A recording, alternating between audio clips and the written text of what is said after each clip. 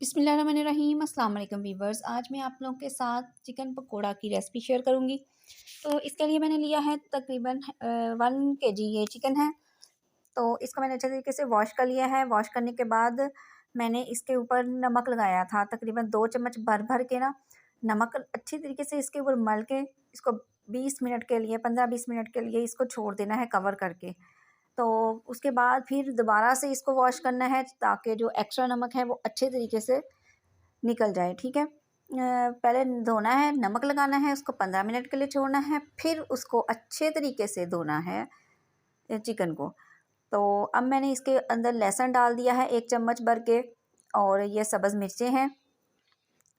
और अब मैं इसमें डाल रही हूँ गरम मसाला, सूखा धनिया और ज़ीरा, ये 1 चम्मच भर के डाला है।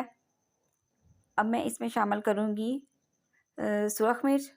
तो ये 1 चम्मच भर के सुरख मिर्च इसमें शामिल की है।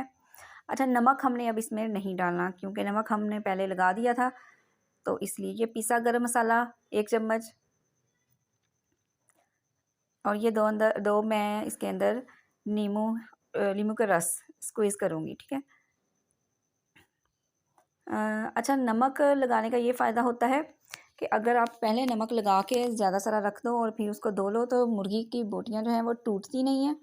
और ये आप ना हांडी के लिए भी कर सकते हैं ऐसा, जब सालन बनाना हो ना तब भी ऐसे लगा के रख दें, और फिर सालन में नमक नहीं शामिल करना, ये याद रखिएगा। अब जैसे मैंने पहले लगाया तो मैंने इसमें नमक शामिल नहीं किया। अच्छा, अब इसको हमने कर लिया अच्छे तरीके से मिक्स। अब मैं इसको फ्रिज में रख दूँगी इसको ना मैरिनेट होने के लिए। ठीक है, तो 1 घंटे के लिए कम से कम रखना है, लेकिन अगर आप ओवरनाइट रखें, रात को लगा लें, सुबह बनाना हो तो ज़्यादा बेहतर है। ठीक है, 1-2 घंटे के लिए भी रखा जा सकता है, जितना टाइम हो आपके पास। अब बेसन ले लिया है, बेसन को मैं पेस्ट बना के इसके अंदर शामिल करूँगी। ठीक है। जब चिकन में ना आप लोग अगर मिर्चें मतलब ज़्यादा स्पाइसी खाते हैं तो 1 चम्मच कुटी हुई मिर्च भी शामिल कर सकते हैं, 1 चम्मच, हाफ़ चम्मच अपने टेस्ट के हिसाब से। ठीक है, अगर किसी ने स्पाइसी बहुत खाना हो तो वो शामिल कर लें। अच्छा, बेसन में मैंने हाफ़ चम्मच सुरख मिर्च और हाफ़ चम्मच नमक डाला है, और इसको पानी डाल के तो फिर इसका मैं पेस्ट बना लूँगी अब, और पेस्ट बना के चिकन में शामिल कर दूँगी। पेस्ट इसका बहुत ना गाढ़ा बनाना है और ना ही बहुत ज़्यादा पतला होना चाहिए, इतना हो कि चिकन के ऊपर अच्छे तरीके से लग जाए, क्योंकि ये चिकन पकोड़ा है तो इसके ऊपर बेसन की कोटिंग जो अच्छे तरीके से हुई होनी चाहिए।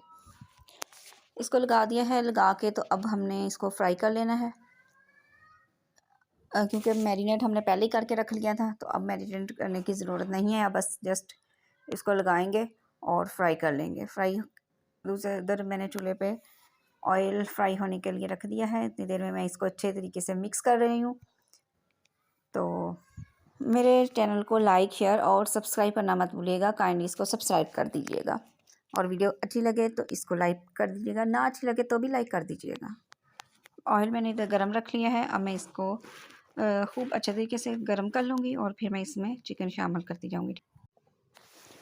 ये मैंने इधर चिकन शामिल कर दिया है, और इसको मैंने पहले तेज़ आंच पे पकाना है 2-3 मिनट, और इसके बाद इनको टर्न करना है।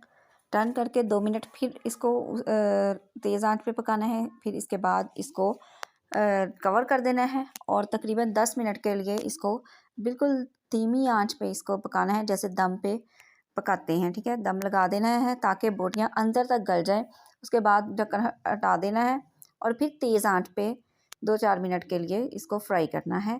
तो ये ख्याल रखना है कि जले ना, बोटियाँ जले ना, और आराम आराम से बन जाए और अंदर तक गल जाए। ठीक है, तो इस तरीके से बहुत ही सॉफ्ट बनता है, जूसी बनता है चिकन।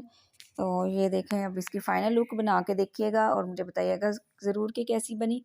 अब मैं इजाज़त चाहती हूँ, नेक्स्ट वीडियो तक के लिए दुआ में याद रखिएगा। अल्लाह हाफ़िज़।